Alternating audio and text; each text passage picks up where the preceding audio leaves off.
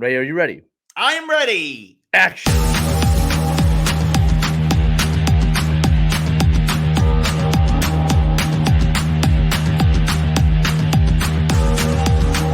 Good morning, good afternoon, good evening, wherever you are. We hope it is good. Welcome to another edition of Geeks Who Like Sports. As always, I am Ray Carsillo in beautiful Los Angeles, California. Joined by my best friend in the entire world over in Philadelphia, Pennsylvania, Lee Elias. Lee, how are you doing on this Super Bowl post Monday?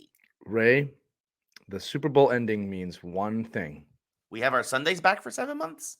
It's hockey season, buddy. We made it. We finally made it. For those of you who don't know, hockey is a sport that's played on the ice, and it's going to be out there for the rest of the winter and into the spring, into the postseason. And Ray, this is the day where a lot of hockey fans are born from the end of the NFL season. Ray, before we get into the Super Bowl, I like to start every day with a cup of coffee. All right, because I have two kids. And you know, it just gets me going. I'm drinking coffee out of my Geeks Who Like Sports mug right now. If you want one of those, DM us. So that brings us to today's non-sponsor of the episode, Ray. So little quick story here, Ray. You're gonna love this, okay? I use K-cups, right? I have a K-cup machine. I like to brew it that way. It's easy. It's fun. I don't mind brewing coffee too, but K-cups are how I use it. And I just could not figure out how to get my coffee the way that the diners in New Jersey have their coffee, Ray. And years went by, and it spawned in my mind, why don't you just search what coffee is used in diners in New Jersey? I'm thinking a lot of them are going to come up. Ray, there was one company that came up. It was prominent. It's everywhere. Actually, I see them everywhere now that I know that they are the coffee, not just in New Jersey, but around a lot of the areas, a lot of the diners. Ray, that coffee is Lacoste Coffee Company. They make K-cups. It's right here. I'm a non-sponsor of the week. They sent me this box, and as you'll see, I'm wearing a Lacoste hoodie. They sent this to me because I paid for the items, and that's what you do. But Lacoste Coffee, I'm a huge fan of this company. As our producer Caitlin knows, as my family knows. And what's funny is now, if you're watching it, you'll see this logo. Ray, you'll see it too. I promise you now, when you go to a diner, look at the coffee pot. There's a very good chance it's this company. Now, do they need to sponsor this show? Hell no. But are they large enough to sponsor the show?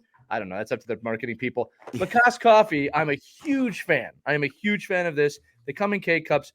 We buy it for the office. We buy it for the house. And every morning, my day starts, Lee, with Lacoste. And today on Geeks, it's the same day. There you go.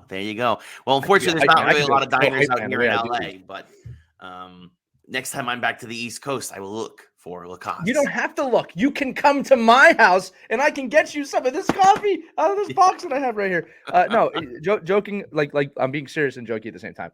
I really wanted to get that diner coffee experience because I really enjoy it. Look, there's lots of different types of coffee, and people like the coffee in a lot of different ways. Yes. But this hit for me. So Lacoste Coffee, check them out.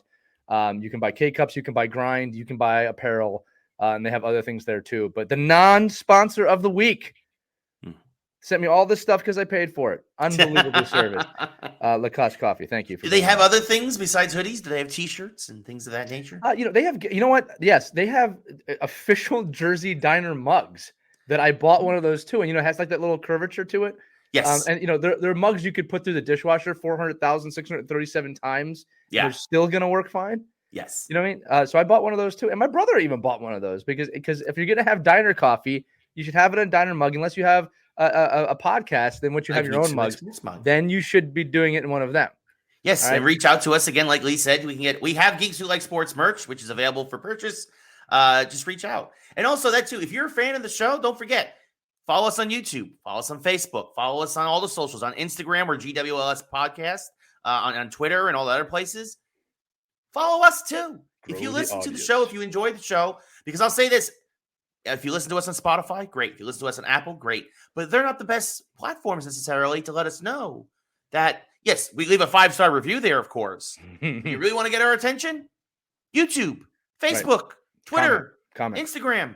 Let us know. I also should say now at the top of the show, if you love the show, this weekend, Ray and I will be appearing at Virtual TrekCon again, our second time at a Star Trek convention that we love, Virtual TrekCon, going over which baseball team. We were going to create a baseball team made of only Star Trek characters. So Virtual TrekCon's coming this Sunday, but you'll be able to see that recording anywhere once it's out. We'll share that with y'all. Absolutely, yeah. So definitely something to look forward to there. We got a big show though for you folks. Of course, the Super Bowl we mentioned some marketing. We're gonna get into all kinds of marketing stuff. We got some baseball, we got some hockey, wrestling, video games, movies, Great TV. show. It's a big show for you today, folks. But we are gonna kick it off. Lee, you and I finished the season with an 8-5 playoff record. A winning record, another winning record for us, a very solid record. We got there different ways, but again, we did.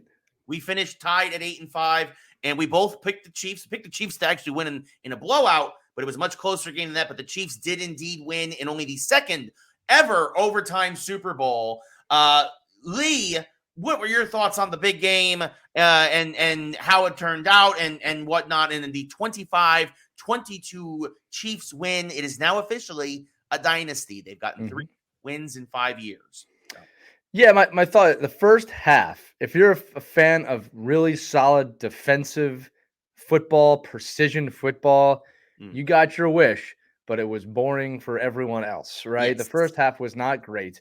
I would say the first 3 quarters were kind of that nature, really. Yeah, this game picked up as it went along. But, I got the impression very early on, and this kind of actually reminded me of like 90s hockey when like a team would get a goal and then there'd be defense the rest of the game. Yeah. But you got the feeling, actually not early on, but you got the feeling for most of the game of, okay, one of these teams is going to make a fatal error that is going to come bite them in the butt. And that's exactly what happened, that to beat a team like Kansas City, and we did say this in our preview, you're going to have to play a near perfect game. In fact, I remember while watching the game, Ray, thinking about the Chiefs, thinking, man, this is a lot like the Pats at their prime. Like, you have got to be perfect. When the Eagles beat them, they were perfect. When the Giants beat them, they had that magic. They had those guts to figure it out. But when they missed that PAT, I as soon as they missed it, I said, that is enough. That is enough for Kansas City to come back and get you. Now, everybody's going to tell me, well, it went to overtime and they did it. At the end of the game, listen, the Niners would have had the win if they made that PAT, most likely. To be fair, because I would argue that actually it wasn't the PAT was not as big as people think. Of 2 it was one of it was one. Yeah. But the reason why is because I feel that if Kansas City was down by 4 going on to the drive that ended up that they tied the game to force overtime, right? I think that Kansas City would have made the play. They would have got a last-second touchdown instead of it would have settling been for different that field play calling, 100%. 100%. And I think the Chiefs, because the last thing you want is Patrick Mahomes to have the ball last, even though Kyle Shanahan clearly doesn't know that and decided to get the ball first in overtime.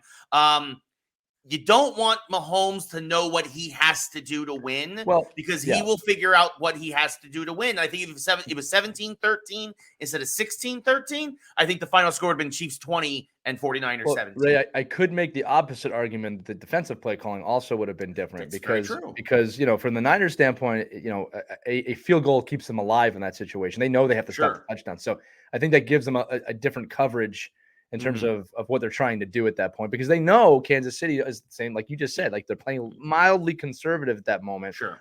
They did have their shot at the end zone. All right. And they missed it. But I think that, and this is not a shot at the Niners, that I think the Niners played a near perfect game, but there was 1 or 2 plays. You never lose on these plays, but there's 1 or 2 plays where they just didn't get a break. And I think that really affected the outcome of the game.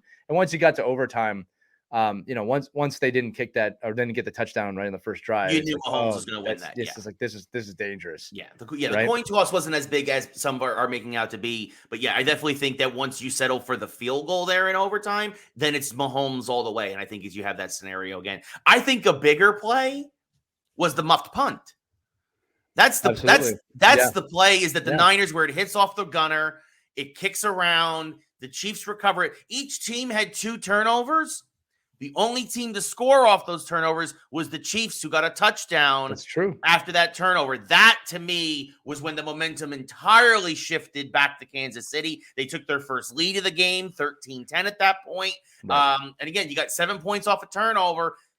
To me, that's the game more than anything, because I think at that point, it felt a little bit of a shootout at that point, because then they started trading the field goals and all that other stuff, and a shootout favors the Chiefs. It just does, because up to that point, even with all the ridiculousness, which, by the way, the Niners, talk about being snake bit. They had a guy going down every play, like Drake, and then Drake Greenlaw just jumping up and down, pops his Achilles in the second quarter, the heart of that linebacking core. The Niners kind of seemed a little bit doomed from the start, even with the refs helping them out as much as they could.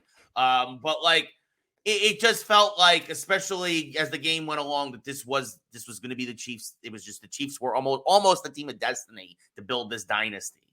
Yeah, well, I'll say this too, and what's pretty cool about the Chiefs, because look, I do want to compliment the Niners on a great season, pretty good Super Bowl. It was a good ending to the game. The ending was fun to watch. Yes. But when you look at a dynasty like Kansas City, and you know, our prediction score was not that far off from what it actually ended up as. We were just a score away from, I believe, what we wanted. We said 31-17 and ended up being 25-22. If you're looking at the point total, we were very close.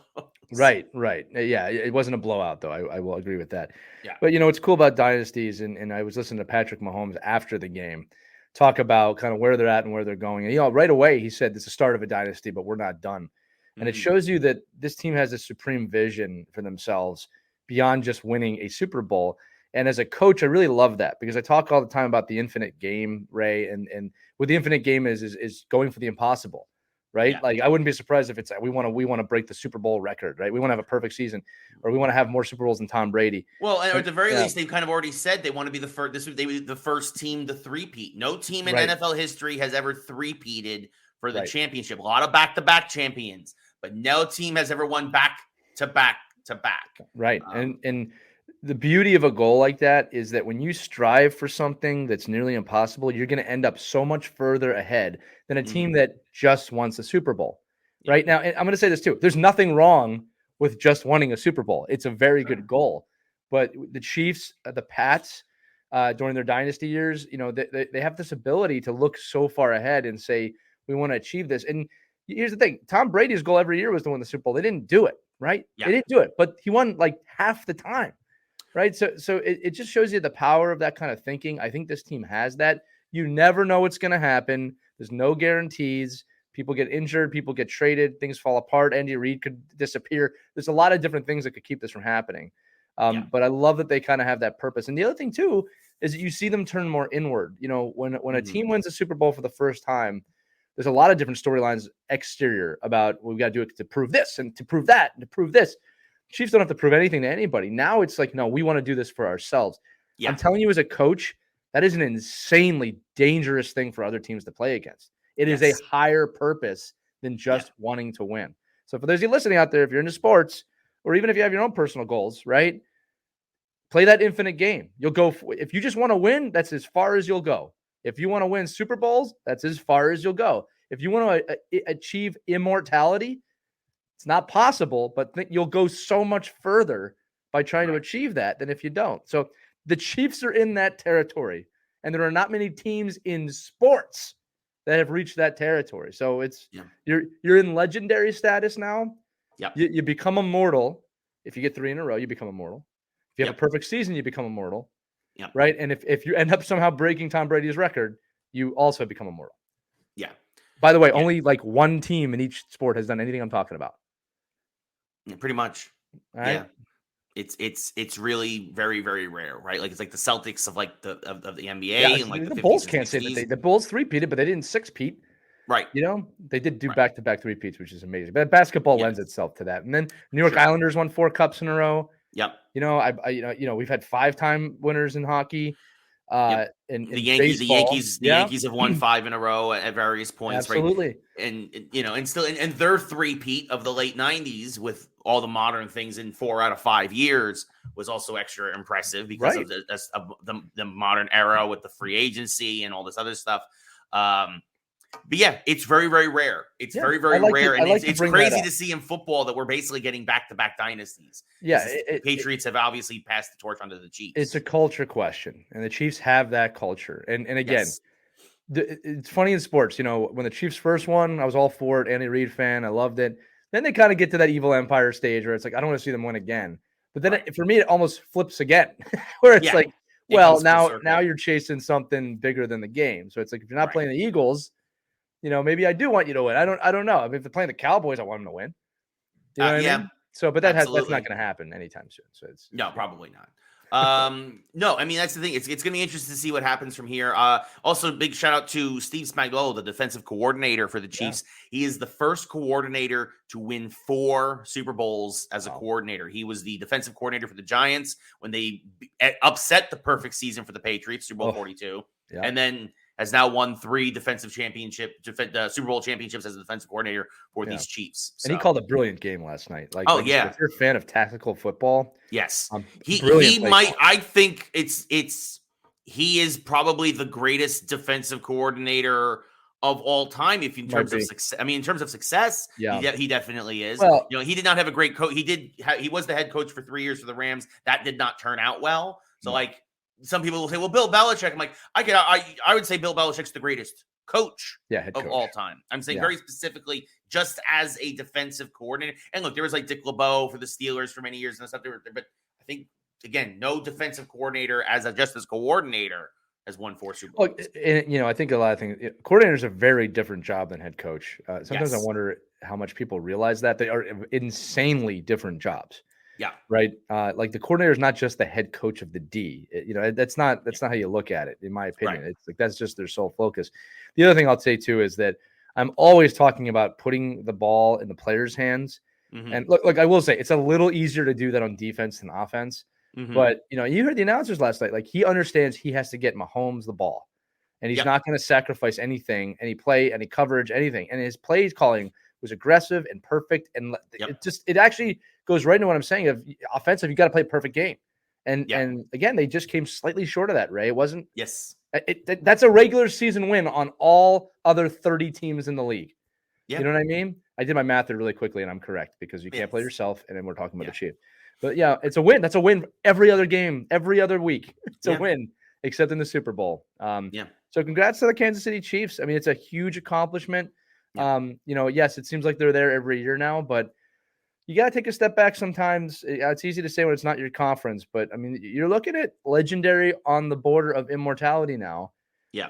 As a coach, I can appreciate that. I really can. And they faced more adversity this year than ever before. They're all saying they don't have a true number 1 receiver. They had injuries on the offensive line. Taylor Swift, they found a way.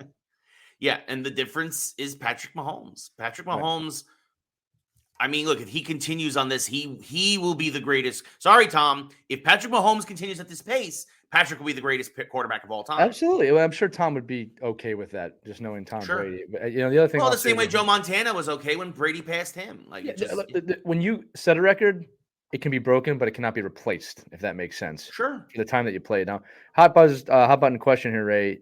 Do you think Andy Reid will retire? No. I do not either. A lot of that talk's going around. Unless his health keeps him from doing it, he is also now on the verge of immortality. Why would you leave? Why would you leave now?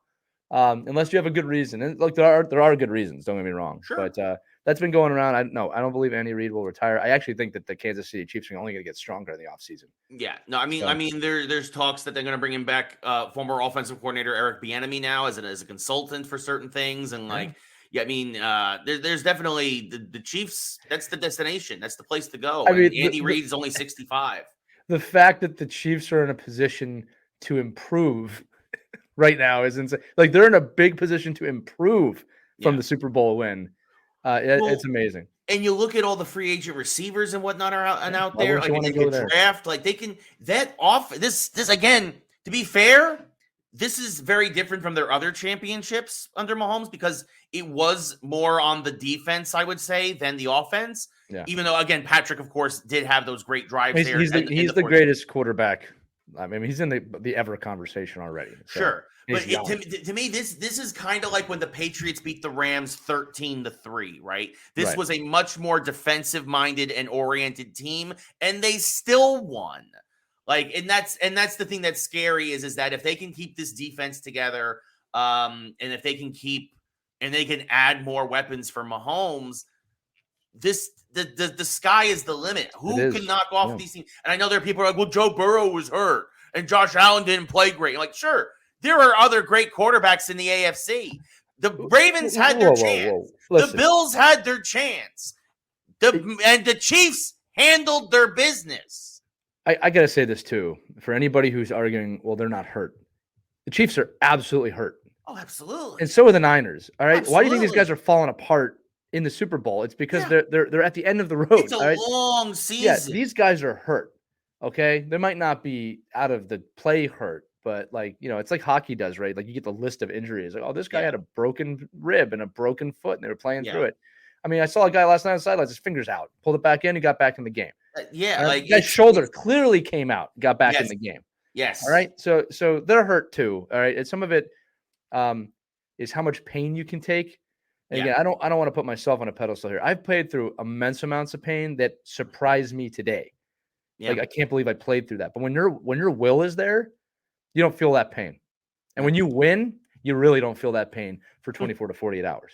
Yeah. And then you really feel the pain. But it's worth it. All right. So again, I've said this 100 times, right? The level of competitiveness it takes to compete at a professional sport, I don't mean this in a condescending way. I do not think a lot of people understand what you have to get to win.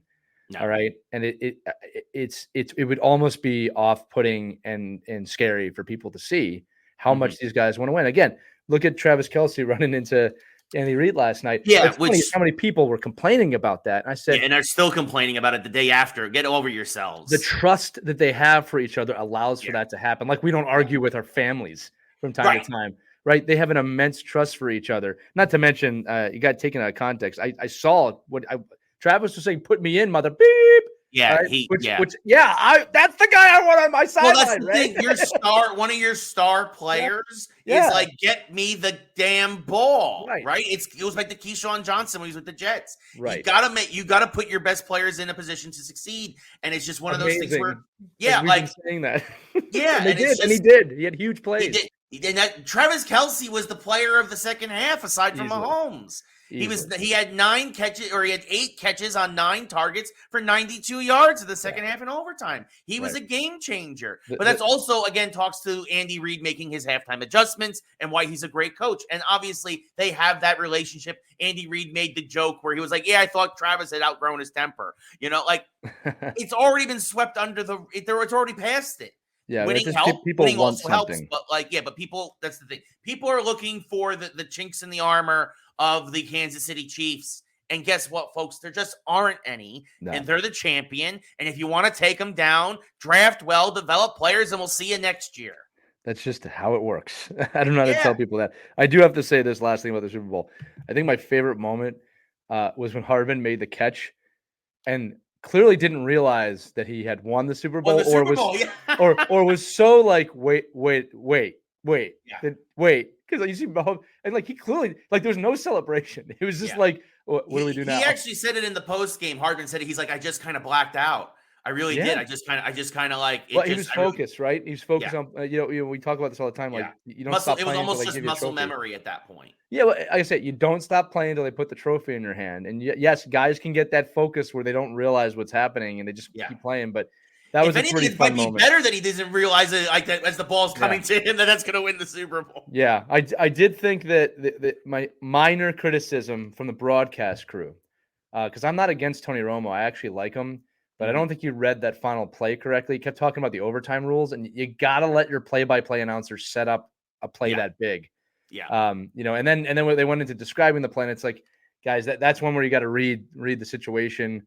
Mm-hmm. And like you could tell he had it all set up because like throws, jackpot. And I was like, yeah, you wanted to do that better, didn't you? Yeah. But it is what it is. Yeah. I mean, honestly, we've talked about like the broadcast. First off, like I think the broadcasters out there, I think in general have just gotten worse and worse over the years. I think Jim Nantz should stick to golf at this point. He sounds like a golf announcer trying to broadcast football at this point. Well, and I know Al Michaels can't do it, and they wouldn't let him do it because it wasn't an NBC year. But Al Michaels would have been great on that call, I believe. Well, I think that's part of the reason why people are making fun of him over at Thursday night. It's like because they've gotten nothing but terrible games. Yeah. What do you want him to do?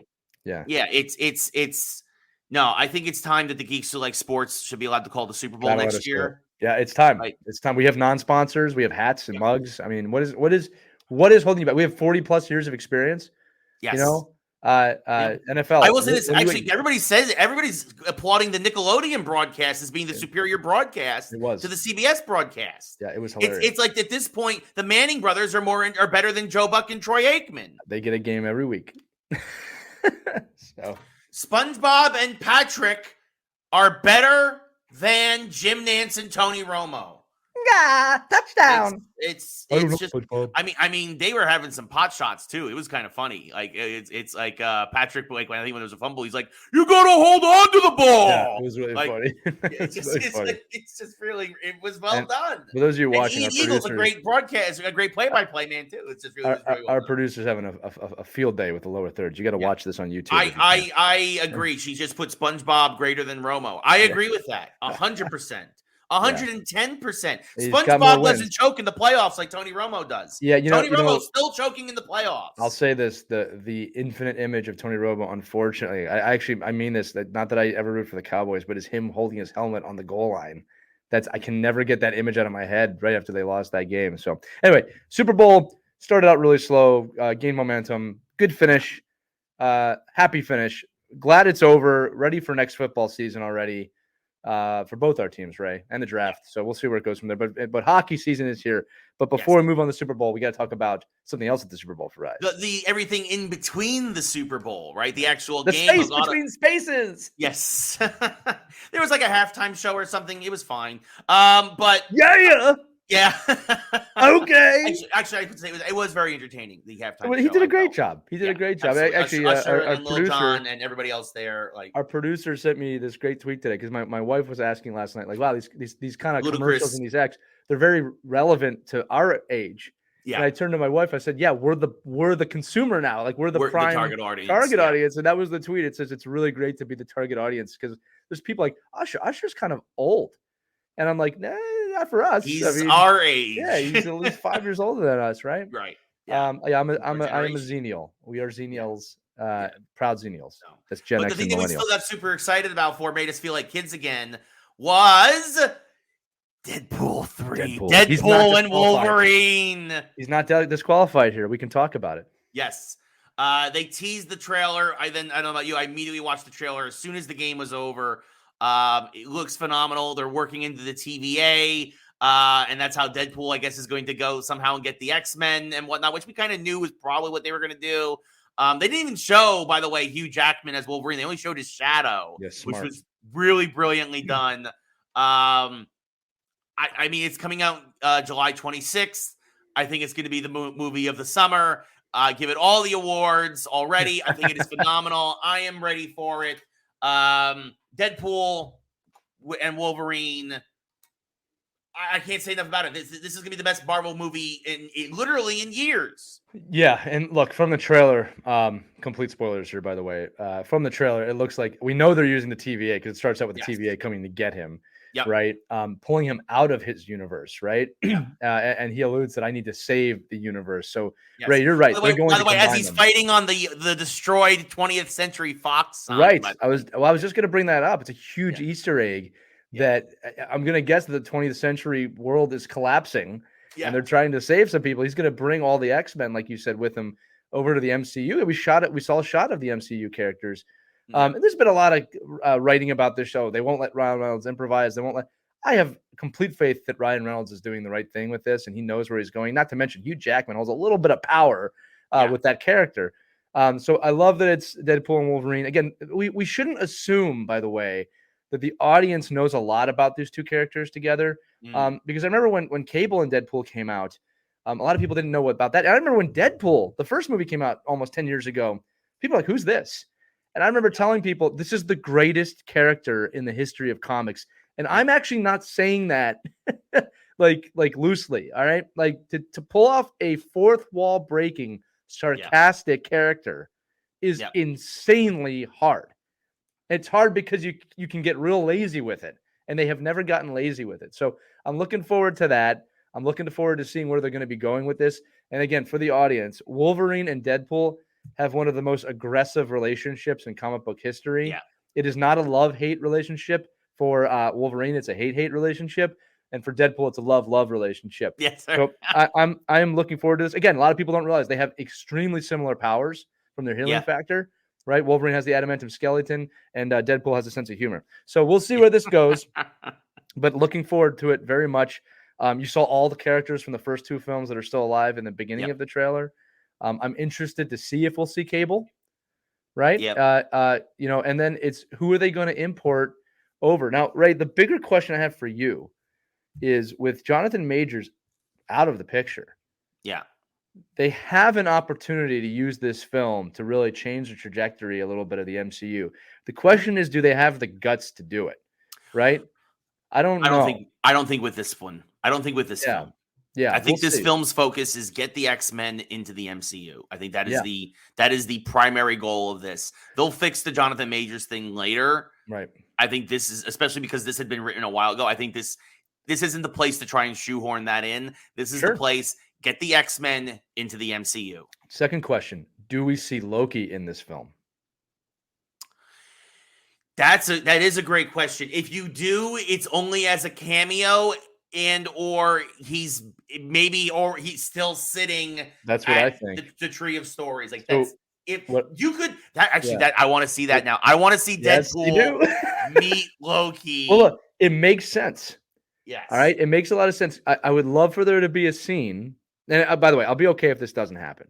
Yes. But I would love to see see fun, a scene but it's not necessary. Where the former god of mischief, quote unquote, hires Deadpool to save the MCU. He's like, it makes you a lot my of perfect sense. agent of chaos. Right. You could do that. And like the jokes that they could have together, even in a 5-minute scene or less, like at the end of the film of like, this is why I had the TVA come to get you.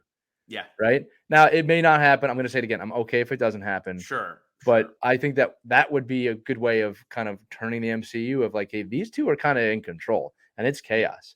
Right. Because I don't think they're going to position Deadpool to return to these films. I think they're going to accomplish something and move on. And then I think Deadpool will be cameos in future films, especially if they start doing like solo X-Men stuff.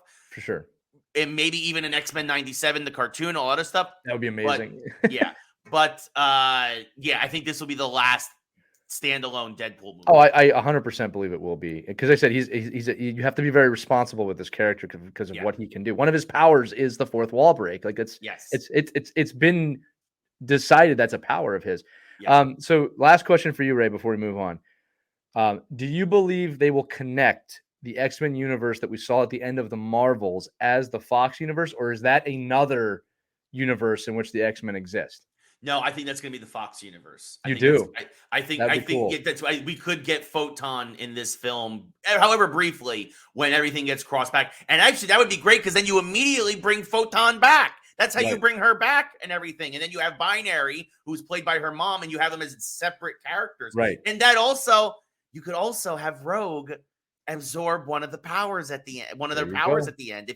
If I can't think of her name right now, who plays Photon, if she doesn't want to do any more movies, go into the universe, she gets her powers back. Yeah. Rogue saps her powers, she goes into a coma. That's it. We're good. Right. I'm sure that the original Rogue wouldn't have a problem. The other thing too, final point on that is that we know from other Marvel shows that when you're in the wrong universe, it destabilizes that universe. Yeah. Photon is not supposed to be there. Right. So they have an opportunity there. I'll say again, if they don't go there, I'm okay with it. But I would like if they could do that brilliantly, or if they just stay basically with Deadpool. It's going to be great. Yeah. Fantastic trailer. It wasn't the only fantastic thing we saw that night, though. No, there were some good commercials, for sure. Some other good trailers, some interesting movies, Wicked and Twisters, which of course is the sequel to Twister. But the best commercials, there's two for me, right? The number 2 one was the Michael Cera one, where he basically is doing skin cream for CeraVe, and he's basically like, it's made by me because I'm Michael Cera, and he's talking to like a room of dermatologists, and they're just like, no, that's not how this works. No, and it was very, very funny. It was very, very funny. But my favorite, by far, was the Dunkin' Donuts commercial with the Dunkings, led by Ben Affleck, Matt Damon, who did not want to be there, Tom Brady, who sort of wanted to be there, and just storming J-Lo's recording studio to record a boy band-esque song. By the way, Dunkin' Donuts has put out like a whole new menu now around the Dunkings, specialty drinks, the munchkins, the mini munchkins on a skewer, right? Like a whole bunch of different things that Dunkin' has done. By far, best commercial of the Super Bowl. Dunkin's marketing team does it again. Totally thrilled. So the reason this worked, few reasons. One, instant facial recognition from all the people in that All the thing, from celebrities, Tom yes. Brady to Ben Affleck to Matt Damon to J-Lo and other people in the room. Number one. Yes. Number two, you put them in a position to make fun of themselves in a fun way. All of them. Which Yes. that's very authentic and fun. They're having fun. 3, makes you feel like you're in the room with them. Makes you feel like, oh, it's a bunch of friends having a good time. Tom Brady was actually really brilliant in this commercial. Did we make it? Him and Matt Damon stole it. Matt Damon at the end there walking with Ben Affleck and being like, when I told you I would do anything for you, this is anything. Yeah. Now, the other thing too, great film callbacks with the how do you like them donuts? I'm so sorry. Brilliant, right? Yeah. Just brilliant that the audience knows what you're talking about. And then 4 or 5, I don't know what number I'm on. And this is the key piece, Ray. You said it. It led you somewhere. At the end of the commercial, Damon says, hey, they're naming some menu items after us, which is like, what are you talking about? You go there today and you can see them, right? I'm sure it's not going to be that long. It might be a week or a month or even just a few days knowing Dunkin' Donuts. By the way, for those of you who don't know, Ben Affleck, Matt Damon, from Boston, Dunkin' Donuts, huge presence in Boston. Obviously, Tom Brady has some ties to Boston. It was just brilliantly executed. And it's like you can justify probably $50 million they spent on that, when you have to get all those actors in there. Although I know Ben Affleck kind of has a pseudo deal with Dunkin' Donuts that no one talks about. But like brilliantly done. Good on everyone for not being afraid to make a ridiculous commercial. Dunkin' Donuts known kind of to do this stuff. They did that Al Pacino fake commercial in that movie with Adam Sandler. Nobody saw that film. But that's been resurfacing. Dunkin' is what Dunkin' is. It is not the greatest coffee or donut you will ever have in your life, but you got to stop at Dunkin' to get your day going because America runs on Dunkin'. They brilliantly executed marketing. It is solid. We should have a non-sponsor of the week in which we have that skewer. Dunkin' Donuts. We're pretty funny guys too. I drink a lot of Dunkin'. To be fair, this is one of the few times I don't have a Dunkin' coffee with me here before the show. Right. But I drink a lot of Dunkin'. I drink a lot of Dunkin'. He does a lot. And Ray, I'll also say that Ray and I sat through all your name changes. We were Dunkin' Donuts. We were there with the guy with the mustache when he was making the donuts in the morning. Then it was Dunkin' Donuts, and then it was DD, and now it's just Dunkin'. Yeah. All right. Ray is a true Dunkin'. That's what it says at the bottom of the screen. I am such a Dunkin' fan. I didn't, bought the Red Sox hat where instead of it being a B, it's 2 small D's in the Red Sox font on top of each other. Yeah. But it's still a Red Sox hat, so no. I never. But I got real. For a second, I thought about it. I never would have let you live that down. Yeah, no, I could not do it. For those of you who watch the show, sometime Ray comes on here and complains about his teams. I just don't care because he has so many championships in his lifetime. He's not going to get any sympathy from me. But I do appreciate that he makes the attempt to be down here with the rest of us. Yes, that's right. I try. Like Caitlin said, I am a true Dunkin'. You Dunkin'. Yes. I do want to shout out too that I did appreciate the Schwarzenegger commercial. It was well executed. It was very good. I don't know if you saw the extended one Honorable or the full one with Danny DeVito in it too. Yes, that was hysterical. Throwback to twins, and obviously they're very good. And Caitlin immediately on it. Neighbor. I'll tell you right. This lady's in labor. I was when he started going through the different words. The one that got me, it wasn't any of the different words. It's when he landed with the sheep, and they all went bah. It's just like this is now really making fun of yourself in the best way possible. Again, another key of sarcasm. But him and Danny DeVito, for a lot of people don't know this, they're making Twins too. They're making a sequel to their famous movie Twins, which a lot of people don't realize. Ray, here's one for you, buddy. Yeah, I like to read. I was reading Schwarzenegger's newest book. It's called Be Useful, and he talks about twins. Right, because at that time he was not a comedian in any way. He wasn't. This was his first comedic role. Right, and so he goes to the studio with the director, and they basically set a deal. Are you ready for this? But him, DeVito, and I can't remember was it Reitman who directed that? Whoever it was, they funded the film because the studio didn't want to take the risk. And on the way back, they got some insane residuals from the movie. Like they own that movie basically. And it turned into not only top box office hit, but it is, I believe, one of the top 3 most bought VHS films in history. Yeah. And Schwarzenegger says in this book, and he's right. If you go to anybody's house that kind of has VHS tapes, it's almost impossible that they don't have twins. right? So to be fair, I'll give you some specific numbers here. First of all, you're right. It was Ivan Reitman. Yeah. And basically for bankrolling the most of the film, Schwarzenegger, DeVito, and Reitman would split 40% of the film's box office and rental returns and VHS sales. Right. They wait, to put that in context, actors don't get that. Yeah. Right? Actors don't get any residuals. And this is 1988 money. And it was easily by far the biggest paychecks of their careers because the film was made for $18 million, right? Yeah, the three of them each put up $6 million. Yeah. The box office return was $217 million. Insane. So again, let's do some quick math here. We're gonna be real nerds, right? Yeah, Caitlin, you should change the bottom to Geeks Who Like Sports now. That's So 40% of that is $87 million. So they put up $6 million. They each got $29 million in return. That's just on the box office. Yeah, that's just I don't even know what the VHS. That does not include the VHS rentals and sales. That's rentals and sales, and it's like everyone in the country got that movie. So and that's just insane business, and shows you how well he's made some mistakes. Schwarzenegger is one of the most brilliant business people of all time. Yeah. In that industry, and he's just a go-getter. I really enjoyed that book. Again, it's called Be Useful. You should go check that out if you're interested in that that life. The other thing too is, again, they're making a sequel to Twins with Eddie Murphy, I believe. So it was kind of cool to see them together to show you that that's coming. And again, if you haven't seen the movie Twins, which I know our producer Caitlin hasn't, because she hasn't seen anything, you got it. It is a great film. Yeah, I would say this today. In the 2020s, it's a very late 80s film, and you can tell, but the story is wonderful. Yes. Right? And you should definitely go see it. Twins with Arnold Schwarzenegger and Danny DeVito. You will laugh. It is a great movie with Julius. That's his name in that. Check it out. I don't know how we turned this into a non-sponsor, but Twins is your official non-sponsor. If Arnold Schwarzenegger wants to sponsor the show, we will be Geeks Who Like Sports neighbor. We could be your neighbor. You could be your neighbor. No, honestly, that would be. You can be our savior. Sure. Yeah, that would be an honorable mention. Absolutely. Top three commercials: Dunkin, Michael Cera, Arnold Schwarzenegger. Yeah, I would agree with that. Yeah, because here's the thing. It takes me a while. I'll say this because the Dunkin one, the product is a lot more prominent. The Michael Cera, I think Michael Cera first. I think Arnold Schwarzenegger first, even though they were for CeraVe and for State Farm.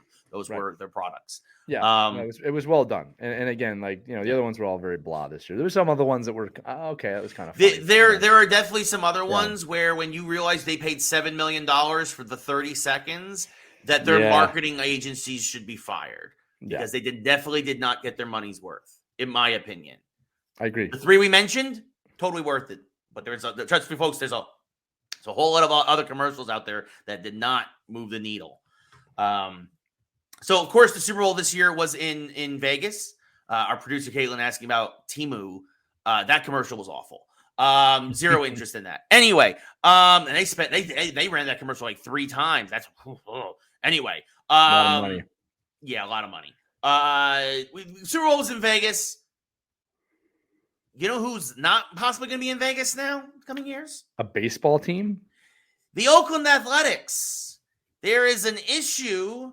So even though the owners in baseball have ratified the move, even though the owner of the Athletics has told Oakland they will not be playing in Oakland after next year, Vegas is now saying, we didn't agree to this.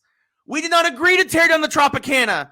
The mayor says we don't want the Athletics here. We don't want Major League Baseball, which, by the way, that's mind-boggling, by the way, for the mayor to say that. Because to me, you would want every major sport in Vegas. Yes. Yeah, this is some hardball, literally and figuratively, going on here. I was going to say, I wonder if this is some way to be like, our taxpayers aren't funding this. Yes, that's exactly what's happening. And that's what it is. It's like the great pun, Lee, that this is some hardball here. Well, hey, I can leave now. Show's over. It was brilliant. Like, I don't think we can't top that today. Folks, good night, everybody. That's it. That's it. No, that was a brilliant pun. Needs to be called out. But yeah, the Athletics might not go to Vegas now. And here's the crazy thing. We mentioned last week there were rumors about them being contracted. I'm really curious to see how this situation gets resolved because now Baseball is saying their original target was 2027 to be in Vegas. Now they're saying 2028, and now it's just question marks. Again, the Athletics have nowhere to play after this coming season, right? And Vegas knows that. And Vegas knows that. Yeah, add that in. Yeah. So this is going to be really fascinating to see how this shakes out. But the Oakland Athletics continue to be a once great and storied franchise, a team that has 9 World Series titles, 4 in Oakland, 5 in Philadelphia. And they might not have a home, and nobody wants them because also, to be fair, their owner now has the reputation of being one of the worst owners in sports, easily the worst owner in baseball. And a lot of people just don't want to deal with that jackass. Lee, your thoughts? I was waiting for the toss. Thank you for giving me the ball. This is politics, and this is Vegas saying you're not forcing anything on us. Mm-hmm. I think Vegas is knocking down the Tropicana is nothing for them. It's not a big deal. This is them just trying to create the best deal for themselves. Yeah. And in a weird way, Ray, I kind of respect it. This is what's making them a great sports city. Yeah. And think about where they're sitting. Like, look, we just had the Super Bowl. We have a Raiders team that's getting better. We have a Stanley Cup here. Yeah. And we're bringing in lots and lots of money. Yeah. So I don't need you. They can make their own baseball team. Yeah. Right? They don't need the A's. Let's just be honest about it, right? We don't want somebody to move here. We want an expansion franchise. Right. And I guarantee you, like they listen, what's to stop them from saying the A's will die and we'll start our own team? I don't need to relocate this team. That's right. Right. So it's just hardball. Like, again, literally and figuratively, the A's will be there on time. I really believe that. And look, there's other expansion cities too that would take them. I mean, they'll go. I hate to say this, but they'll go to Montreal if they have to for a few years. I mean, look, Charlotte, Nashville. It would screw up the alignment and the travel. But there have been a lot of cities that have wanted Major League Baseball for a very long time. Yes. Besides Vegas, I will say this. I do believe this is just tactics. I believe they will be there. There's too much money to be made. Yeah. Right. So, but like this is the business side of baseball, right? Yeah. And I think that is what's happening here is that they didn't like something. So they go, yeah, we didn't agree to this. What are you going to do? You need to be out. You need to be here. This is them literally playing their chips. There's another one, Ray. I did another one. It's easy with Vegas. Let's just be honest. Calling the bluff, baby. Yeah. Calling the bluff. It's what they're doing to hit an eventual jackpot as we move out of this now becoming a dad joke level segment. Yeah. So it's curious to see what happens. By the way, pitchers and catchers report in 2 days. I have to say this, Ray. Yes. Well, I did say at the top of the show, and we're going to get into hockey now. Yes. It is hockey season. I want you to know this is the first baseball season that I'm really looking forward to. Like last season, I was like, it kind of won me back a little bit. I'm interested. Now I really want to watch the Phillies. I really want to watch baseball. And again, I should say this, I want to watch the Phillies, right? Like NHL football, I can watch any football game, any hockey game. I want to watch the Phillies, right? I don't necessarily want to watch every baseball game. I don't need to say the Dodgers show every night. I don't care enough. But I do want to see my Phillies play. And it's a cool feeling that they're kind of coming back to this. Outside the joke of the Hall of Fame, I can get over that. Yeah. Baseball, not that I speak for a lot of fans in any way, but you are doing a good job. I feel like I'm patting them on the head, even though they don't. Yeah, like just as a fan, I know you're a multi-billion-dollar giant, okay, but you're doing a good job. Let's not screw it up. Yeah, let's keep it going. Okay, they might have screwed it up with the Dodgers already, but we'll find out. Yeah, I mean, to be fair, that's the Dodgers taking advantage of the language of the law, but that'll be hashed out in 2026. Okay, now we're gonna move on to the greatest game in the history of mankind that's played on ice. Yes, hockey is awesome. Yes, we got several stories from the hockey world. The first one, I want to start off with my New York Rangers. Interesting, a little bit of goalie controversy going on here. We talked about it earlier in the year. We kind of poo-pooed it, but now it's starting to actually get real legitimate steam. Igor Shesterkin of all qualifying goalies in the month of January had the worst save percentage. He had an 87 save percentage. And honestly, a lot of folks were pointing at a couple of the Rangers' losses there to Igor. He gave up a lot more softies than usual. Meanwhile, Jonathan Quick in his last 4 starts, has a 95 save percentage, and the Rangers are on a 4-game winning streak. Although Igor did win one of those games against Chicago, but even there, gave up the lead late. Igor has had a real tough time lately playing a full 60 minutes. Now, he was hurt earlier in the year.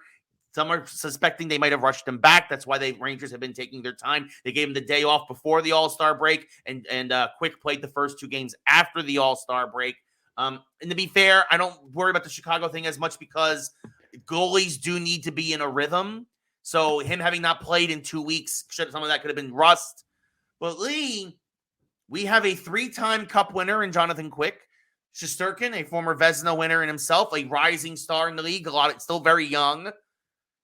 But who is the Rangers goalie going to be going forward? Because Peter LVIII, the Rangers coach, has kind of been like, yeah, we'll see. I'll see who I play every night. Kind of feeling it out. The goalie moving forward is going to be who wins games. Now, I'll tell you this too, right? This is the best thing that could happen for the Rangers right now. The term goaltending controversy is something that's created by the media and by the fans. All right. In today's NHL, I have a feeling these two have a lot of respect for each other, unless a report comes out that they hate each other, which has not happened.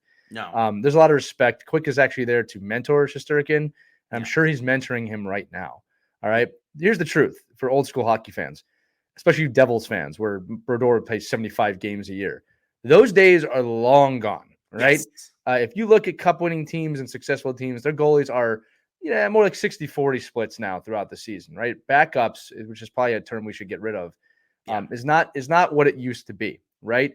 Quick has been phenomenal this year. He is doing exactly the job of a second goaltender, which is get in there, win your games, keep us moving forward. All right. Yep. Shesterkin, I'd rather he go through his little dump right now than in the playoffs, right? And this will only make him stronger. We talk about this beginning of the season, right? Every team goes through a lull. They go through a period like this.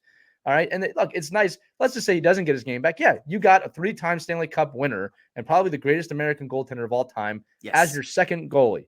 That's a great place to be sitting as the New York Rangers right now, who are absolutely a cup-worthy team. The Toronto Maple Leafs are not. We'll get back to that. Yes. I just wanted to say that. But no, I don't believe it's a controversy. I believe that even if I was Shesterkin and I'm not playing bad, I want to get my starts, but I want to win. All right. And he's probably going through something right now. He will find his form. The most important thing is in that last 2 weeks of the season, you're humming, you're there, you know where you need to be, and you enter the playoffs ready to go. With that said, I've seen teams in the playoffs, their starter gets hurt in the first round, their backup comes in, he gets into the third round, the starter comes back in the third round, you get to the cup. It doesn't matter as long as you've got 2 good goalies. You've got 2 great goaltenders on the New York Rangers. They are a cup potentially bound team. All right. I'm telling you that. I'm telling you that, right? They are right up there in my eyes with Boston. They're right up there in my eyes with some of the top teams in the league. Yeah. And I think that this is the exact time you want this to be happening. So Rangers fans, relax. Okay. As someone who has had goaltending problems on his own teams for his entire life and again have one, which I don't want to get into right now. No, you talked about it last week. Yeah. All right. Again, somehow the goaltender involved in this thing is our goaltender. Rangers fans, shut up and enjoy the ride. All right. Just shut up and enjoy the ride. You had you had Richter, you had Van Beesbrook. I'm going back now. You had Van Beesbrook, Eddie Jacquemin. You had Van Beesbrook into Richter. Yeah. Then you had Richter kind of, it was a little bit of he got hurt. He got hurt. And he had a couple of rough years there with Blackburn and Weeks. Yeah, but you get Lundqvist. You got Lundqvist into Shesterkin. Shut up. Shut up. Okay, Rangers fans. That's the best luck I think I've ever seen in my life. And our backup is a first ballot Hall of Famer. Easily. Greatest American goalie of all time. There's no way Jonathan Quick is not, in my opinion, a first ballot Hall of Famer. Yeah, and you're getting used Jonathan Quick and he's still winning. Shut up, Rangers fans. Enjoy the ride. 12, I think 12-4-3 this year with a 92% save percentage and a 2.2 GAA. Yeah. Now, again, I'll say this too. If he was playing 80% of the starts, he would not have that record. He'd probably be very tired. Yeah. He's doing his job. All right. And yes, if he's well rested, which he is, for the playoffs, and Shesterkin cannot get it going, you're sitting pretty damn good because I bet you he could do a playoff run. Yep. Rangers fans, enjoy the ride. Gonna try. We're gonna try. You know who else enjoyed the ride? Yeah, well, I was gonna say, there's 2. You mentioned you mentioned the Rangers are possibly a cup team. 2 teams that are not going to be cup teams. The Ottawa Senators and the Toronto Maple Leafs. And I know the Leafs have a very good record right now, folks. You are not built to win the cup. They are not built for the playoffs. This is a regular season champion team at best. Ray, it turns out that you do need defense and goaltending to win. Yeah. As of now, I'll say that for you Leafs fans, you don't have it. Yep. Okay. People can change in the playoffs and become trade deadline coming up and all that other fun stuff. So. But your front end is the strongest in the league, most likely outside Edmonton, but your back end is not. So fix that. Fix it. It is that simple. Fix it. Yeah, that's it. But something that they might also have to fix is I don't know. He supposedly was having his hearing today. Morgan Riley and Ridley Gregg, Morgan Riley of the Leafs and Ridley Gregg of the Senators. It was 4-3 Senators. Time running down on the clock. Gregg got a breakaway. The net was empty and decided to take a slap shot on the open net, really kind of putting that period on the exclamation point for that win, which, by the way, the Senators won the season series with the Leafs. Obviously, there's a bit of that Canadian rivalry there. Riley took exception to it and really hard cross-checked Gregg into the boards. He hit his head. It did not look good in the moment, and Riley looks like he may get some league disciplinary action against him for that. But, Lee, I want to just get your thoughts on this. Starting with Gregg taking the slap shot on the open net and then Riley's response and how much he responded to it. Yeah, I've got very clear vision on this one, right? Mm-hmm. So here's the deal. If you are going to take a slap shot at an empty net, which I'm not going to even say you shouldn't do, okay? It is disrespectful, but maybe that was your intention, to be disrespectful to your opponent. That's part of sports in a way. I don't like to do that. People are calling it the hockey bat flip, basically, kind of. That's a great analogy, right? It's spiking the ball, right? There's a lot we could do here. Okay, the slam dunk, right? There's a lot. Okay, so if you're gonna do that, which again I would never do that. I don't agree with that, but it's part of the game. If you're gonna do that, and the Leafs head coach said this, there will be a response. Right. This is part of the code a little bit in hockey, not so much the fighting code. The unwritten rules and whatnot. Yeah, if you're going to slap shot the puck into the net at the end of the game, there will be a response. Now, should that response be a cross check to the face? No, I don't agree. That's excessive. I don't think that's the right response. Should it be a fist to the face and a dropping of the gloves and a do not do that to my team?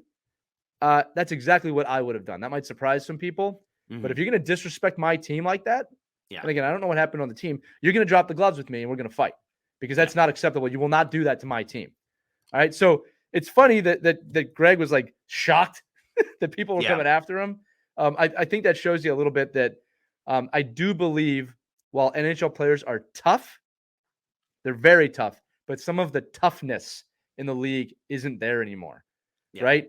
There will be a response. And I, as a coach, fully expect my players somewhat legally, I mean, it depends how you look at fighting, but to legally respond. You don't need to cross-check a guy and break his face.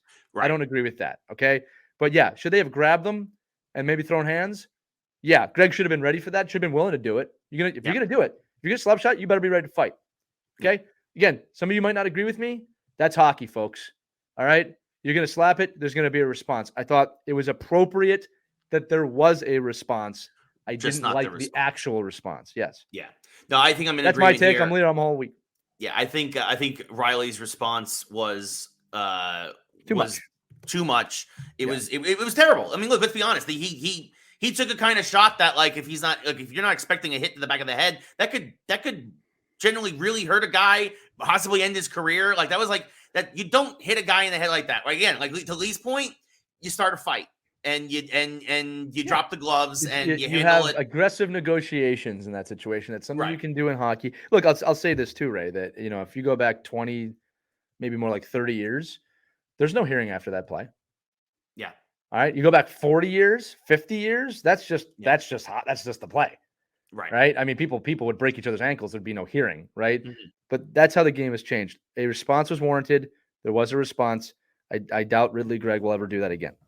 Yeah, I mean, and again, it goes back to my bat flip analogy, where if a guy does a really ridiculous bat flip on you when he hits a home run in baseball, if he's not due for any more at bats, the very next guy gets plunked. Absolutely. If he is due for an at bat, he gets plunked in his next at bat. But if you throw it at his head when you plunk him, that's when you've crossed the line. right? Again, there's degrees to the response, again, in all these unwritten rules. And so, yeah, I think both players can be, two Well, wrongs again, cannot if make a you right. don't respond, what does that say? What does Right, that say about exactly. you and your Yeah, team? Like, so again, and again, this is competitiveness. Look, I always say this: if it's against the law, like, it's legal to fight in hockey. It's not against the laws of hockey to fight. There's a penalty for it, but it's sure. not outlawed, Right, right? But crushing a guy to the face, that's assault. right. So that's a general rule of thumb. If you can't do it in public outside fighting, which is legal in hockey, don't do it. Yeah. Yeah, I think that's it. So I think we're in agreement on this one. And speaking of empty nets, this was a fun little thing that happened this weekend as well. Alexander Ovechkin, who of course is chasing after Wayne Gretzky's all-time goals record, set a record on the way there. Didn't realize how he was even close to this one. Wayne Gretzky had 56 empty net goals in his career, which was a record. And I say was because Alexander Ovechkin scored his 57th empty net goal of his career over the weekend, thus making him have at least the most empty net goals of all time, which was Put an asterisk on the puck when he breaks the real record, Ray, because it's different today. No, I mean, look, somebody told me, Caitlin told me this the other night, our producer, and I was like, oh, okay. I mean, like where Ovechkin's at, you got to get him however you can, right? But I think the fact he paced Gretzky with this shows you kind of that he is the greatest goal scorer of all time. Yeah, right. He's only 50 something off of Gretzky now. He's a couple seasons away, barring a superhuman, outpouring of goals. He had a really slow start to this season, but he's since kept pace. And he's had some injuries this year too and stuff. Yeah. But like mathematically, here comes the geek part of the show. He would surpass Gretzky on this record on his way to that, by about 10, right? Yeah. So again, you got to get him however you got to get him. No one celebrated this, right? Except for the Capitals, who are having not a great season. So Alex Ovechkin, I am rooting for him. I do want him to break this record, but he's a couple seasons away. He is going to do it no matter what.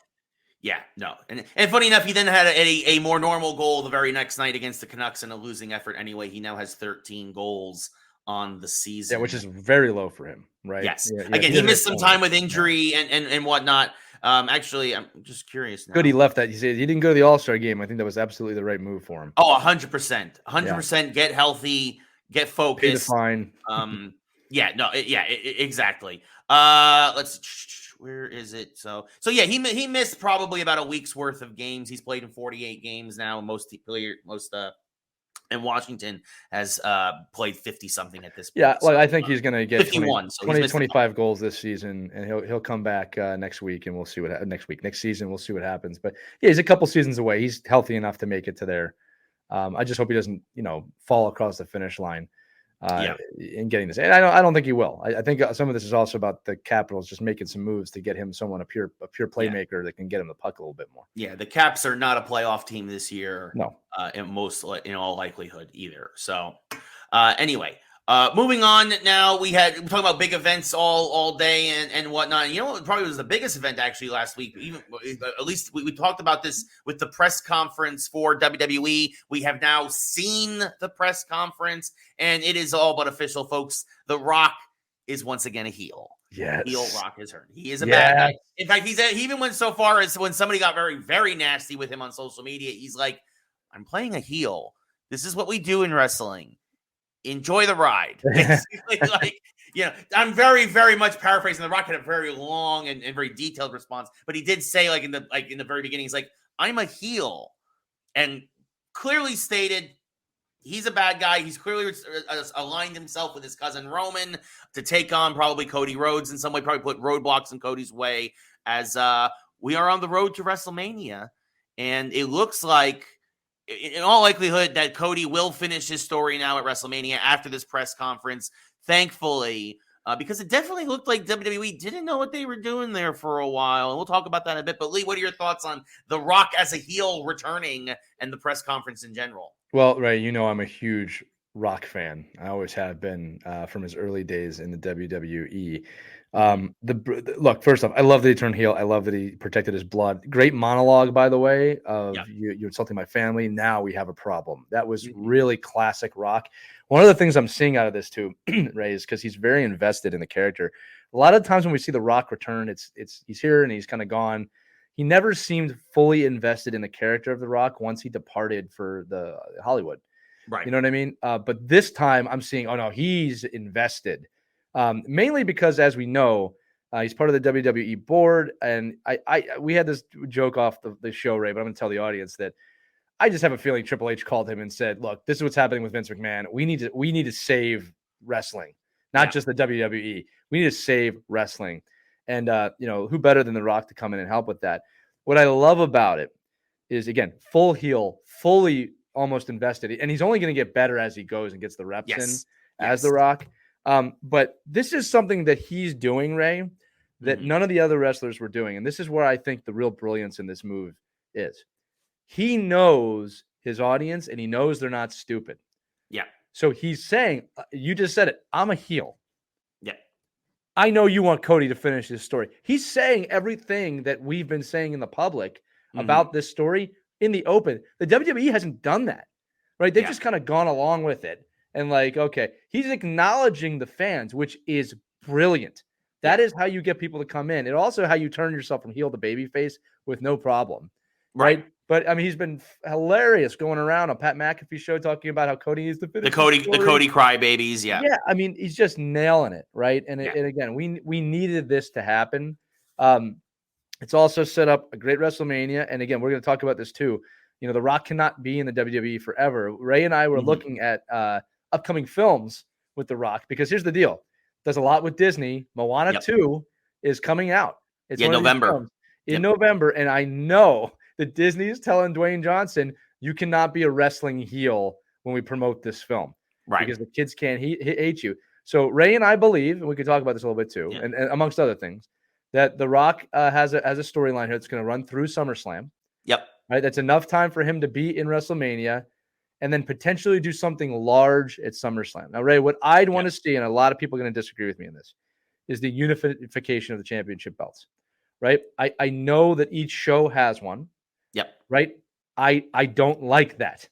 Yep. I think it's a better storyline if there's one and it gets traded back and forth. That creates competition. It creates, value. It doesn't mean you won't watch one of the shows, but it's like a conference thing, right? Only one conference wins the Super Bowl, Stanley Cup. Yep. I would love to see the reunification of those two belts. But in the meantime, you've got your WrestleMania matches that you need to have. It's going to be great. Yep. Right. And it's going to lead to a SummerSlam. I don't know, Fatal 4-Way. I don't know what they're going to do, but they're going to do something. I don't even know. It might just be head of the table. It might just be, again, there's the possibility, because we still don't know. We do know that Rock and Roman will be appearing on this coming week's SmackDown, but we don't know if, Rock can turn on Roman at some point. We could have that head of the table. We could have that head of the table match once the title is on Cody. Right. They also, the sad thing coming out of this press conference is it made Seth Rollins, the current world heavyweight champion, look a little weak. Looked like he was kind of an afterthought there. It was very Cody, Rock, Roman heavy. It had to be that way. I'm sure he knew that. I'm sure. And here's the thing. I'm sure deals were made that, like, look, you're going to have a WrestleMania match, but SummerSlam's we're going to do this again. Look, we cannot forget this. This is all one gigantic tactic to have people not look at Vince McMahon right now for the horrible piece of trash that he is. Okay. And like I said, I think that if The Rock comes in, and I think Dwayne Johnson has this power, along with Triple H, who says, look, guys, we're not in a good spot here. This is a 6-month plan, and we have got to save wrestling, and this is how we're going to do it. And in this plan, Rollins, you're going to look great. Tribal Chief's going to look great. Cody, you're going to finish your story. And then on top of it, I'm going to leave the greatest babyface I've ever been. That's what I think is going to happen. All right. No. And I think honestly, and you might have, you have Triple H right now in the corner of Cody. Now, Triple H can't wrestle anymore because of his heart, but he is obviously still there as a character, as the CCO. Everybody knows he's the CCO, blurring that lines. I could even see a double turn where Triple H turns heel, which is what he's been most of his career, and then Rock turns face, and they're in the corner of their respective guys or something. Like, there's a lot they can do here. We're gonna get more clarification as this goes on towards the road to WrestleMania. I think still you're going to have maybe night one tag match, Rock and Roman versus Cody and Seth. And then the next night you have Seth defend the World Heavyweight Championship against Drew McIntyre, because Seth is also wrestling hurt right now. They've said that he's going to more than likely drop the belt at WrestleMania. But you have him drop it probably to like a Drew McIntyre, and then you have Cody finish the story on night 2 of WrestleMania. Finish his story. In Philadelphia, where WrestleMania is going to be all 4 nights of it. Which, by the way, was you also did not want Philadelphia to be against the main event of wrestling. It's not going to play out well for anybody. Yeah. But no, Ray, I like where this is going. It seems like the right direction. Again, we talked last episode. I'm so happy that The Rock turned heel. Like, I was worried he wouldn't do that, but he did. And he's doing it as good as he can. It's a performance for him, right? And again, he's listening to the fans. And honestly, it was a great performance. I remembered. I'm like, oh yeah, The Rock is a pretty decent actor, because when he's like, when you said he's like, those are my ancestors, right? Like, you talk about his ancestors, they're mine. Like, that's like, I was like, oh yes, this is very natural for him to be. Now, the only question marks I have is the actual wrestling, which I'm not sure matters so much at this point. Well, and that's why I think you could protect The Rock better in a tag match than you could in a singles match. He's up. He's 50 plus, right? He's 51. He's got to be smart about this, because he's probably going to tear something. He looks great, but wrestling and weightlifting are two very different things.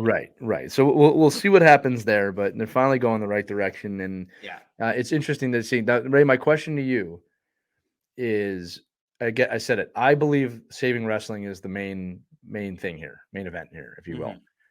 Will we see other Attitude Era superstars return in this campaign?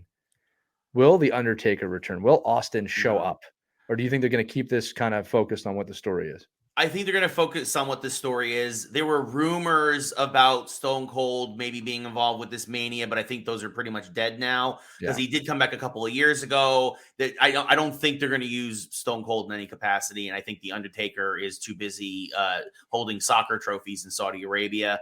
I don't know if you all saw that. You should look that up. It's real. Yes, it's real and funny. And watching Cristiano Ronaldo freak out, he's like, "It's The Undertaker!" And The Undertaker's holding the Saudi Arabia Cup trophy, and it was like, okay, that was random as hell.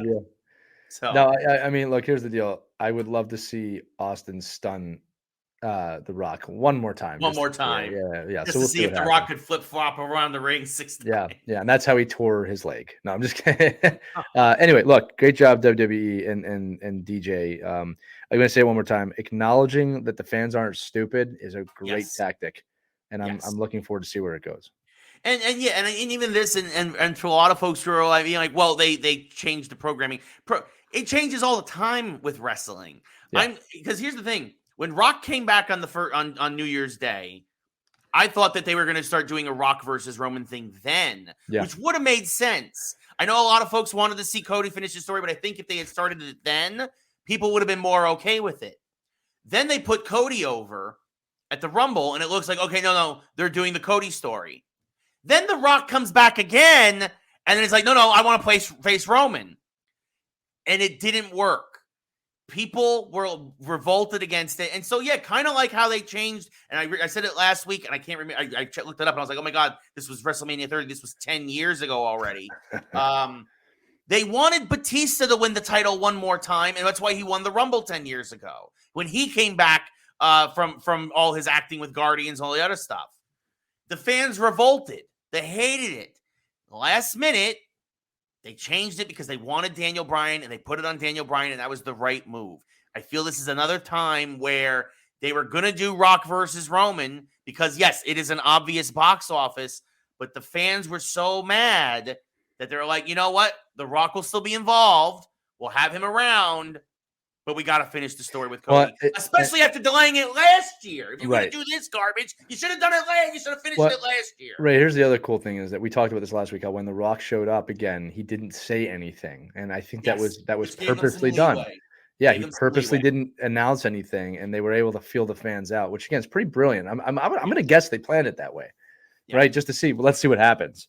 Yeah. Right. Good on them for listening. Good on everybody for what they're doing. It's going the right direction. I'm looking forward to see what happens. And here's the thing: don't know what's going to happen, and that's the thing. Yeah. Right. That's where wrestling gets bad, when you can predict it. Absolutely.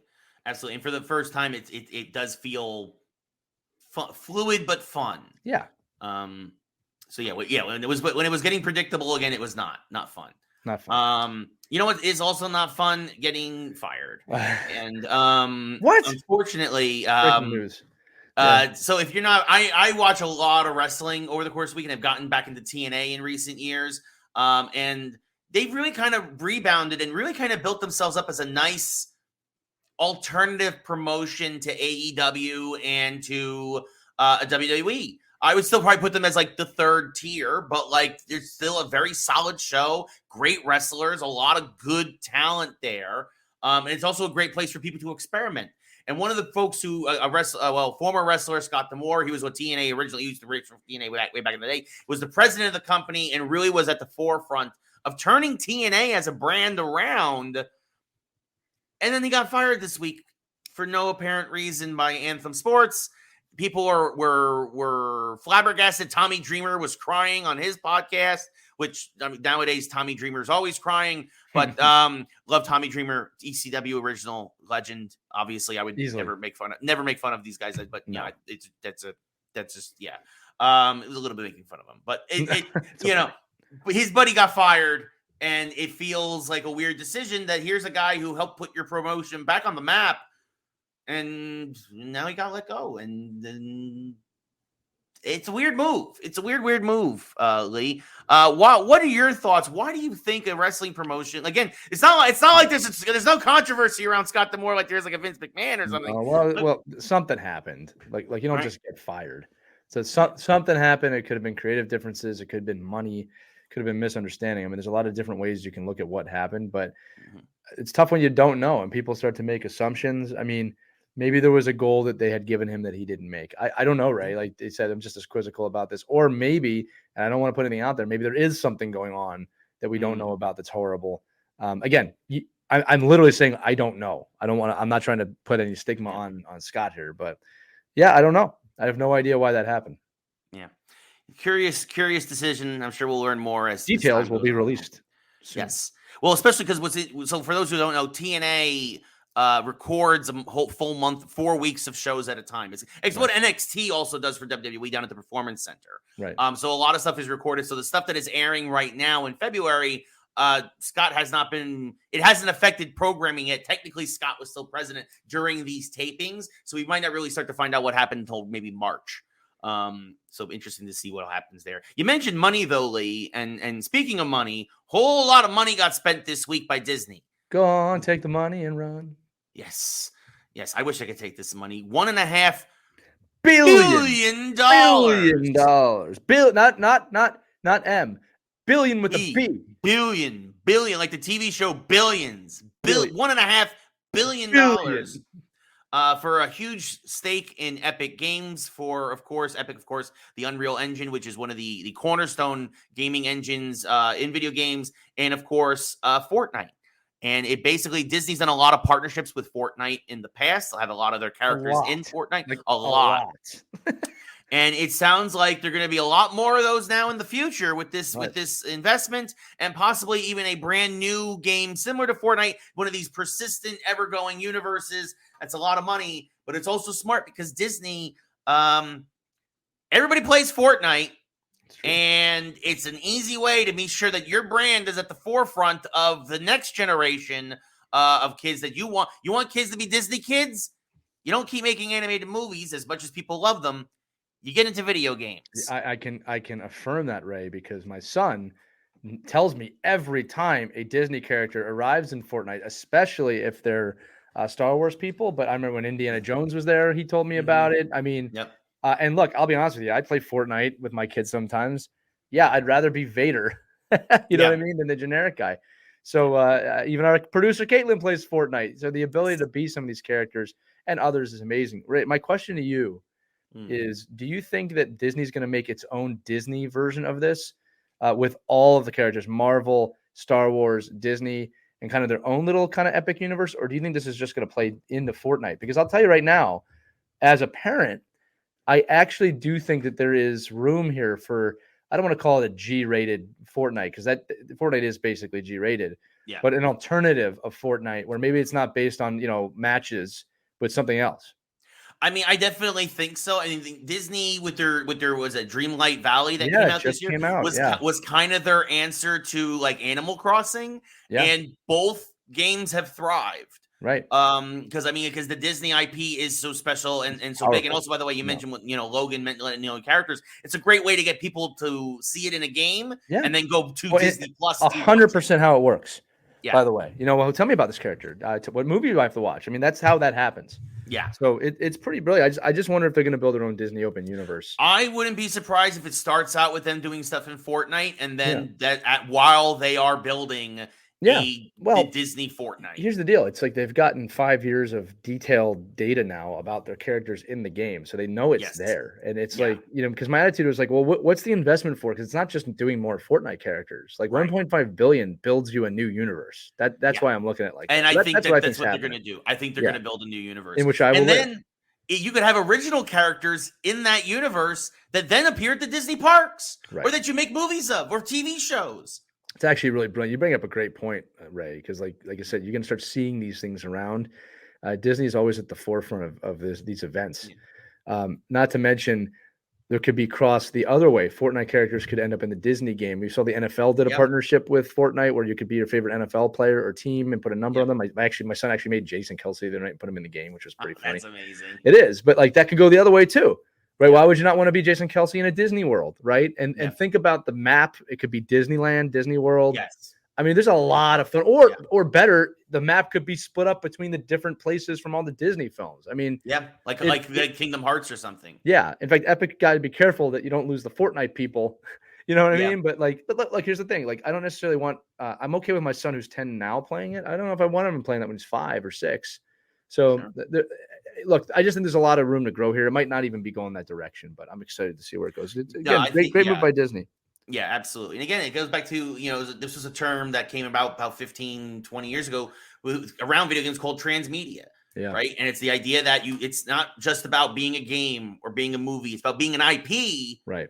And then making all these things out of those IPs, comic books, all this stuff. So it's this was a big earth shattering, not earth shattering. It was pretty groundbreaking though, the move. And it's gonna be curious to see where it goes here. So and speaking of transmedia, and speaking of, again, these IPs going across mediums, Knuckles, Paramount Plus. Knuckles is getting his own 6-episode miniseries on Paramount Plus. So this is the year in movies and TV that we get Sonic 3 and Knuckles. Brilliant. Absolutely brilliant. It looks like a fun show, by the way. A lot of the characters from the movies are in the show, but it's centering around Knuckles. Idris Elba, of course, reprising the voice. This is a brilliant move that by Paramount Plus. And Paramount and Viacom and all of them, they just know what they're doing with this property. And thank goodness. To think how close we were to this being a one and done. And it's amazing how close that was. I mean, it almost was just not one. It was almost not done. Yeah. But Ray, I'll tell you about the Knuckles thing. I'm looking for it. The trailer is hilarious. It's a movie you want to watch. The Sonic the Hedgehog films are great. It has been, I believe, rumored, if not confirmed, that Jim Carrey is returning for the 3rd film. He has been confirmed to return for 3, and we mentioned it again. Right. It's still just a rumor right now that Hayden Christensen will play the voice of Shadow, which is awesome as well. And the thing is that Jim Carrey is basically retired from acting, so for him to do this, like the script must not be horrible, or he just has the ability to want to do it. And I think he also just has. I think he has a lot of fun as Robotnik. He loves that character. You can tell. I mean, and look, it's a classic Carrey character that he can do without kind of like making too much of an a-hole of himself, I guess. Right. But what's cool about the Knuckles show, and again, I think this will be absolutely about Knuckles. I don't think it's going to be too much about Sonic. I don't think it's going to introduce Shadow at all. Right. Like if there's anything we found about miniseries on TV, it's the title of the show is what the show is about, unless it's Star Wars and you have to hide it. Right. Okay. But Knuckles had okay character development. But we didn't really jump into the echidnas and who they are and why they exist. And I think this is going to allow them to give Knuckles a lot more of a deep storyline, which will create more investment into Sonic, Tails, and Knuckles as we get into Shadow. And again, Shadow is a darker version of the Hedgehog. Yes. So it's going to be very interesting to see where this goes. But that trailer looked great. I'm looking forward to seeing it. Paramount Plus, they kind of started a little iffy. Like, I don't know if I want that, but the commercials are fantastic. Yes. I mean, you got to remember, they have Star Trek. Yep. They have a lot of cartoons, and they have a lot of big properties that people love. Yeah. So they're doing a great job over there. Yeah, Ninja Turtles. They got they got a lot of stuff. I have Paramount Plus. It's good. I enjoy it. It is become a very, very solid streaming service. I just want to mention, and also Sega, smart on Sega for developing Sonic Generations 2, which is basically like the director's cut of the Sonic Adventure games that introduce Shadow. That will drop sometime in the window between Sonic, the Knuckles TV show, and the Sonic 3 movie to remind people this is how Sonic got introduced in the games. Right. So again, hitting them on multiple fronts, video games and TV and movies, very smart by Sega and their licensing people. By the way, Generations was a great game. Really fun the first game. One was fantastic. Like Can't wait for 2. Can't wait for it. Yeah, the time travel in it was really fun. So I'm looking forward to it. Yeah, to do that again here, I think is very, very smart. But there's one service. Paramount Plus is a great streaming service. You know what's not a great streaming service? Tell them, Ray. HBO Max. Freaking Warner Brothers. Again! Zaslav, jump in front of the bus, please! I hate what Warner Brothers is doing. They are ruining everything. Methodically, it feels like they are ruining everything. They are the real villains yes. of the comic geek universe. Yeah. Coyote versus Acme. It sounds like it's going to be canceled and shelved again. This movie that, again, people are crying for it to be released. Basically, Netflix, Apple, Amazon, a couple others went to Warner Brothers. Once Warner Brothers says we will sell this to someone else, Warner Brothers wanted $75 million for it. All the companies were like, can we negotiate? And Warner Brothers was like, no. And they took it back. And they're like, well, guess we're going to get that tax write-off after all. Thinking that the internet was just going to not notice and go away. And again, everybody is like, I love one person suggesting saying that if they get this tax write-off, then the movie should become public domain and should just be released somehow because our tax dollars are now paying for this film. Because that is how ridiculous it is. David Zaslav, I talk with a lot of my actor friends out here in Hollywood. It's not just me. Hollywood hates David Zaslav now. You are a despicable, greed-driven sack of crap. And if you do not release this movie somehow, we will march down to Burbank and we will tear down the water tower and we will knock over the Batman statues because we're tired of this garbage with these beloved characters and you just crapping all over them, Zaslav. This is a joke. Lee, your thoughts? Well, in the midst of your very well put argument there, I just started thinking about, I love living in America where this is one of our biggest problems. I think that's a great statement to make at the moment. Yeah, it's amazing, Ray, that the Giants are not the cause of your Ray rant this week. It's Warner Brothers. But Ray, I'm kind of there with you. We got time. The season, we're just getting into the off season. We got time.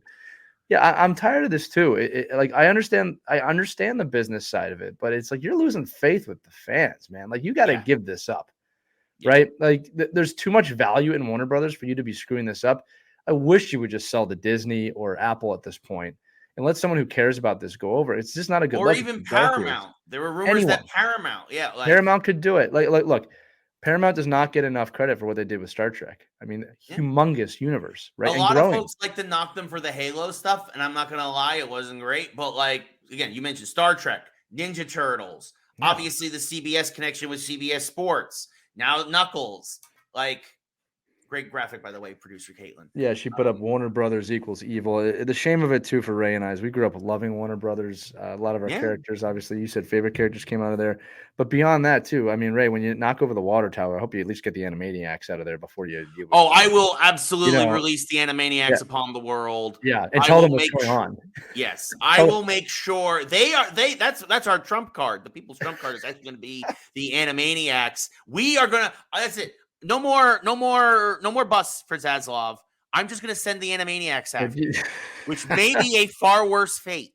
We're getting into Roger Rabbit territory, I think, with that, with all that stuff. But yeah, it's upsetting to see. Like Ray, you said it right. These are beloved characters, just like a beloved sports team. It's like it's so painful to watch someone who is doing this, and I'm sure they have their reasons and their justification, but nobody realizes they're evil. Every villain thinks they're the hero, right? Except for the Joker. Every villain thinks that they're the hero. Yeah. Right.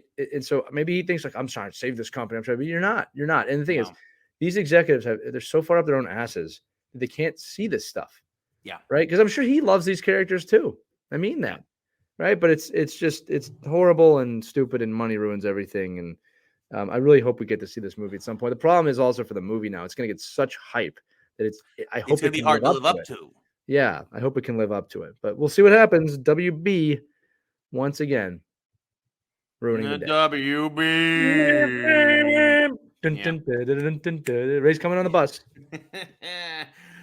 Well, folks, that will do it for us again here at Geeks Who Like Sports. We really 90 minutes. We're pretty good at this 90-minute thing. We're right on it. Let us know if you like that. Make sure you shoot us an email. Lee at geekswholikesport.com. Ray at geekswholikesport.com. Write a comment. DM. We're starting to get more support again on YouTube. We got some new subs. Shout outs to folks over there. No, we are. We're getting a lot of views on YouTube, actually, Ray. It's doing really well. Yeah, we really appreciate that, supporting us across the platforms. It means a lot. But yeah, Lee, show our non-sponsor again. Oh, one more time. Lacoste Coffee on my shirt in the K-Cups. Jersey Diner, Lacoste Coffee Company. Please join us. Yes. I could always use another cup of coffee.